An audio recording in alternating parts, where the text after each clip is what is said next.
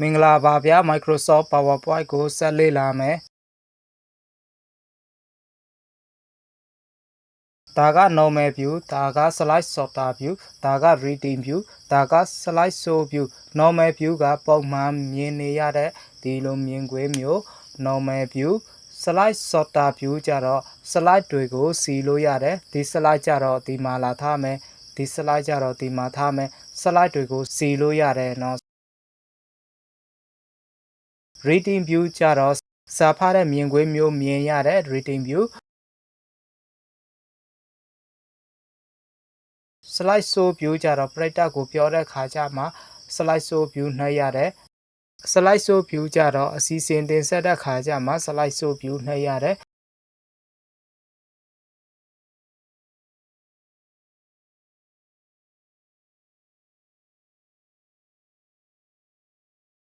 စလိုက်တစ်ခုပြီးတစ်ခုပြောင်းဖို့ကကလစ်နှိပ်ရတယ်ဒီမှာကလစ်နှိပ်တယ်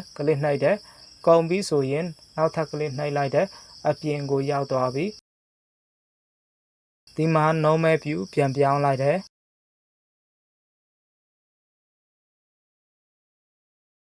insert ထက်ကဒီမှာဒီကိုနှိပ်ပြီးတော့ slide number ကိုဖျောက်ပြီးတော့ okay နှိပ်လိုက်တယ်ဒီအောက်မှာ slide number မရှိတော့ဘူး right click နှိပ် and show နှိပ်လိုက်တယ်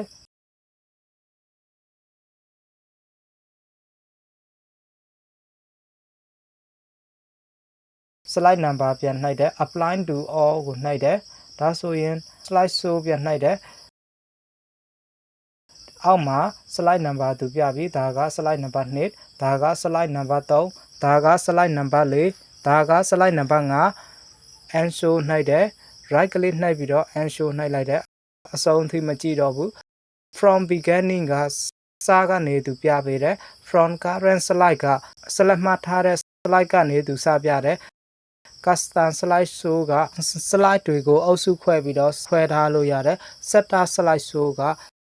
slide တွေကိုအသေးသတ်မှတ်လို့ရတယ် hide slide က slide တွေကိုခဏဖျောက်တယ်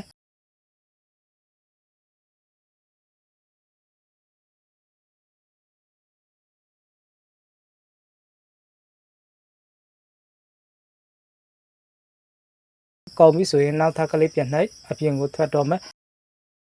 from current slide ကဒီမှာကိုက slide number 1မှာ select မှတ်ထားမယ်ဆိုရင် from current slide နှိပ်မယ်ဆိုရင် slide number 1ကနေသူစပြမယ် slide number 3မှာ select မှတ်ပြီးတော့ from current slide ကိုနှိပ်မယ်ဆိုရင် slide number 3ကနေသူစပြပေးမယ် and show နှိပ်လိုက်တယ် custom slide show က slide တွေကို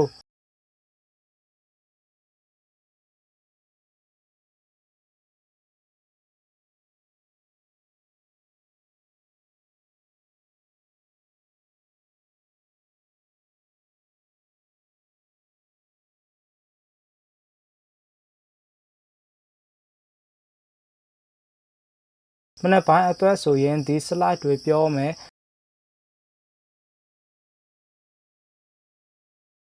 add နှိပ်လိုက်တယ်ဒါဆိုရင်အုပ်စုတစ်စုခွဲလိုက်ပြီမနေ့ပိုင်းအတွက်ဆိုရင်ဒီ slide အုပ်စုကိုသုံးမယ်သုံးပြီးတော့ printer ကိုပြောမယ် new နှိပ်တယ်နေ့ခင်းပိုင်းအတွက်ဆိုရင်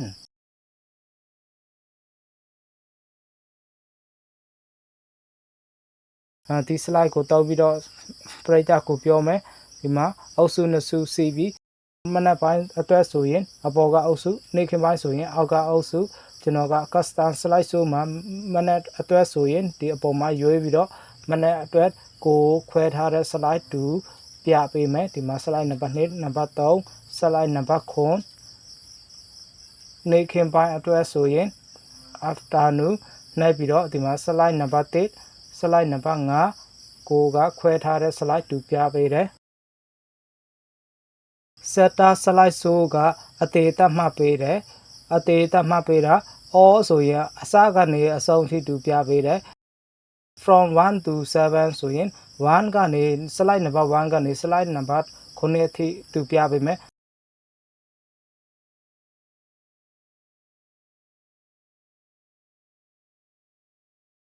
slide 1ကို select ပေးထားပြီးတော့ slide show ကိုနှိုက်တယ်9ကနေသူစလာတယ် setter slide show ကအသေးသတ်မှတ်ပေးတယ်ဒီမှာကျွန်တော်က all ကိုပြန်ရွေးလိုက်တယ် okay နှိုက်တယ်ဒါဆိုရင်1ကနေသူစပြီးတော့အစုံထိသူပြပေးတယ်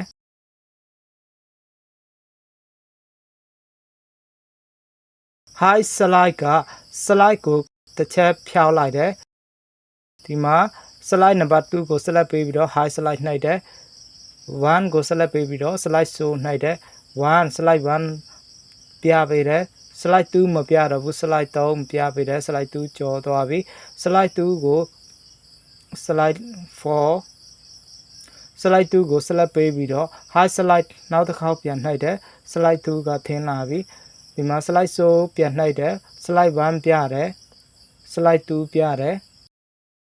slide 3ပြတယ်ခုနက slide 2ကမပြဘူးခုန slide 2က high နေလို့အခုက slide 2ကပြန်ပေါ်လိုက်ပြီဒီမှာ highlight ဖြောင်းလိုက်ပေါ်လိုက်လုပ်လို့ရတယ်ဒါ from beginning အစကနေပြတာ from current slide မှတ်ထားတဲ့ slide ကနေစပြတာ custom slide show က slide တွေကိုရွေးပြီးတော့အုပ်စုခွဲထားလို့ရတယ် setter slide show ကအသေးသတ်မှတ်ထားလို့ရတယ် high slide က slide ကိုဖြောက်ပေးတာဖြစ်တယ်